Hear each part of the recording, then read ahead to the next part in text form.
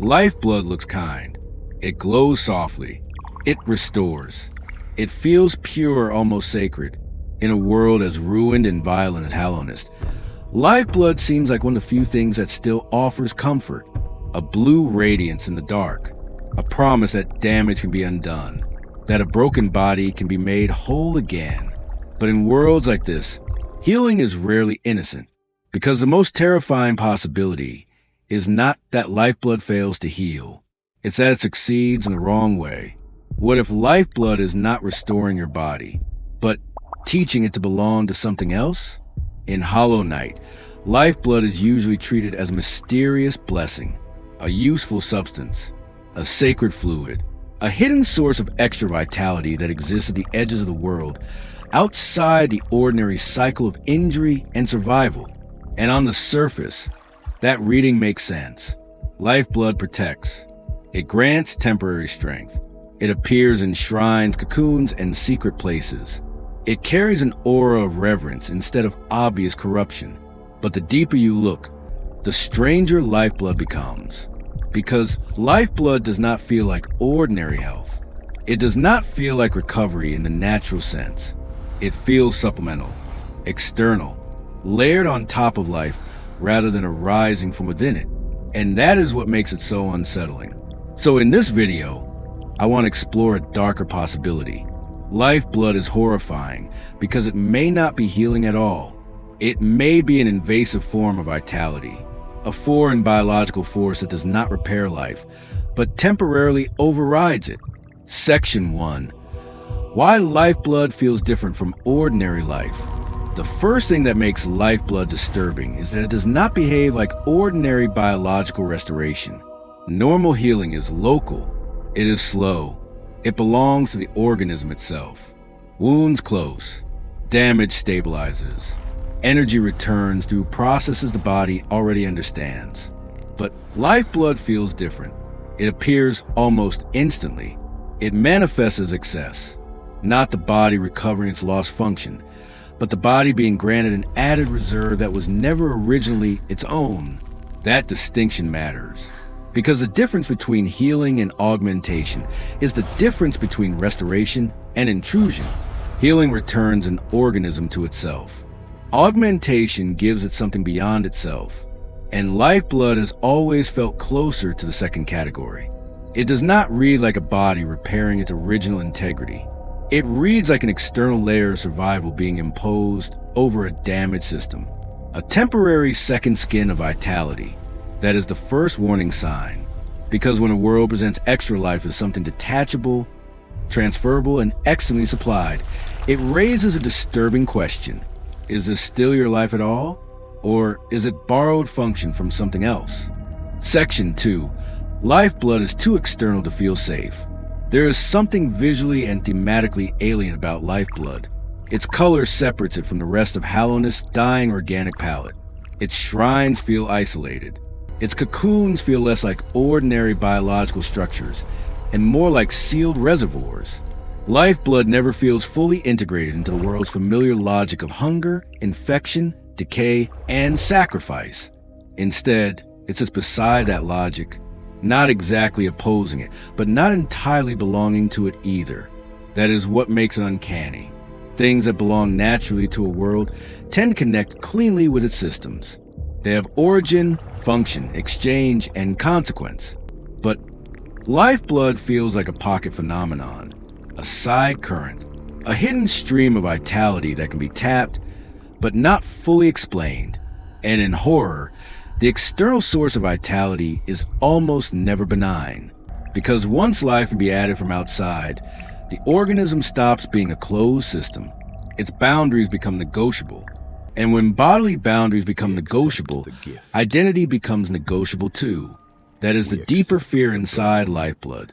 Not just that it is mysterious, but that it introduces a possibility that life is something that can be inserted into you. Section 3. The horror of supplemental life. Lifeblood is frightening because it implies that ordinary life may be insufficient, that on its own, the body is not enough. And once a world establishes that idea, the meaning of survival changes completely, Because now survival is no longer just a matter of endurance, healing, or resilience. It becomes a matter of compatibility with outside intervention. In other words, lifeblood turns vitality into a dependency risk. The moment an organism can survive by means of external life, it begins to blur the line between self-maintenance and biological support. And that blur is dangerous. A body that depends on something foreign to exceed its limits may slowly stop understanding where its own life ends. This is why lifeblood feels more disturbing the more sacred it appears. Because dangerous things are easier to resist when they look monstrous. They are much harder to resist when they arrive as grace. Lifeblood does not force itself on the body in the imagery of violence. It arrives as a gift, and gifts are harder to question. But if that gift is actually a foreign vitality system, then the true horror is not corruption by pain. It is seduction by preservation. Section 4. Healing versus overwriting. To understand the horror of lifeblood, we need to separate two ideas that fantasy often blends together: healing and overwriting. Healing means restoring the organism's original order. It assumes there's a damaged but legitimate self underneath the wound. Overwriting is different. Overwriting means imposing a new functional layer over the original system, regardless of whether the original order remains intact. And lifeblood often feels closer to overwriting than healing. It does not seem concerned with the body's natural process of repair. It does not slowly mend. It does not integrate in a way that feels organic and complete. Instead, it behaves like an added shield of existence. That is a very strange thing, because a shield is not the same thing as health. A reserve is not the same thing as wholeness. Lifeblood may protect the organism, but protection is not identical to restoration. And that gap is exactly where the horror lives. Because if lifeblood can keep you functioning without truly returning you to yourself, then what it preserves may not be life in the deepest sense. It may only be continuity, a held-together state, a suspended collapse, a body still operating under the influence of something that is not entirely its own. Section 5. The cocoon as a symbol. One of the most revealing images associated with lifeblood is the cocoon. That image matters. A cocoon is not just a container. It is a structure of transformation. Something enters. Something is enclosed. Something emerges changed.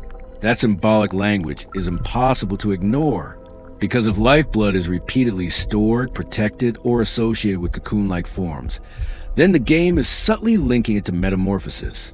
And metamorphosis is never neutral. It always implies that the body is a temporary state, not a final one. That what you are can be dissolved, suspended, and reorganized. Now imagine what that means in the context of lifeblood.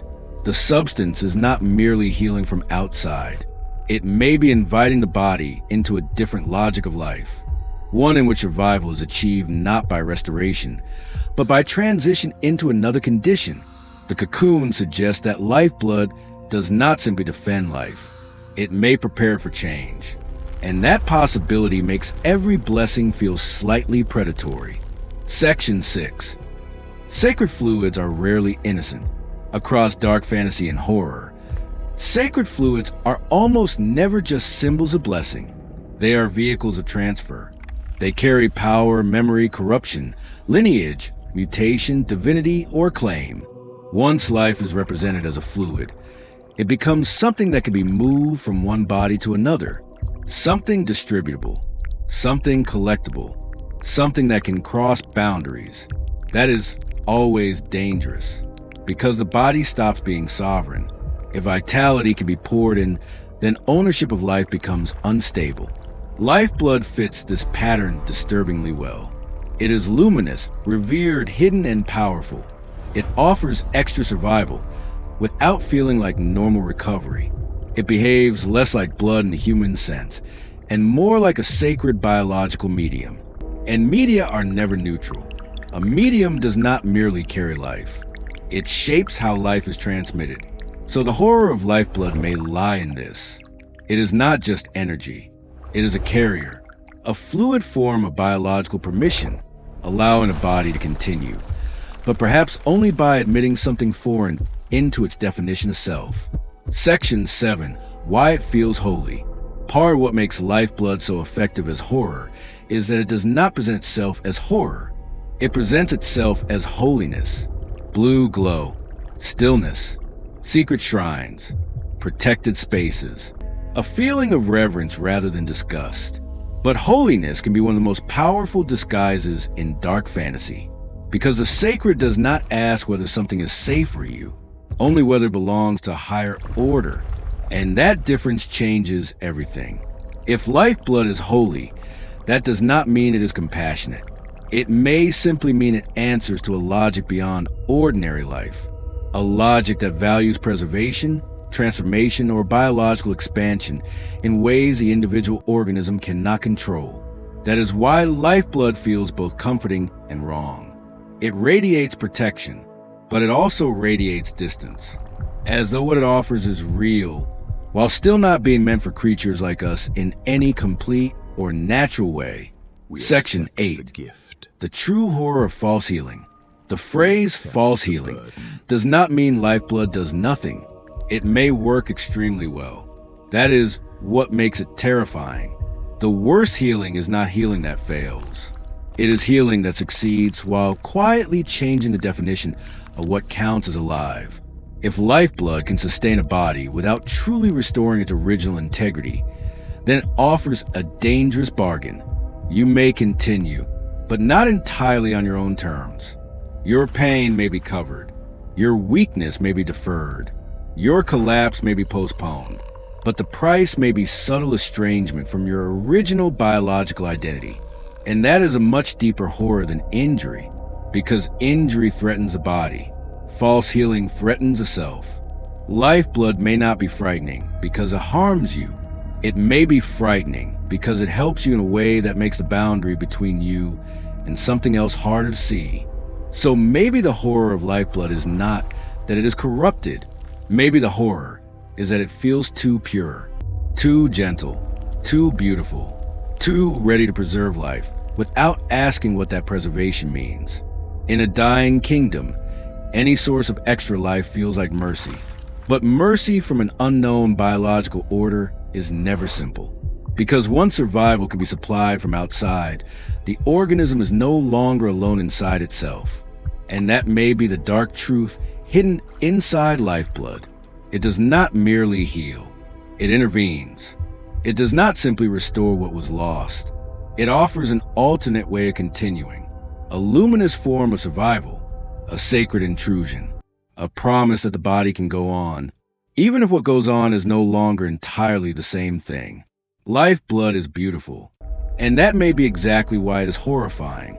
If you want, next we can explore the void, divine infection, or why parasites dominate dark fantasy worlds.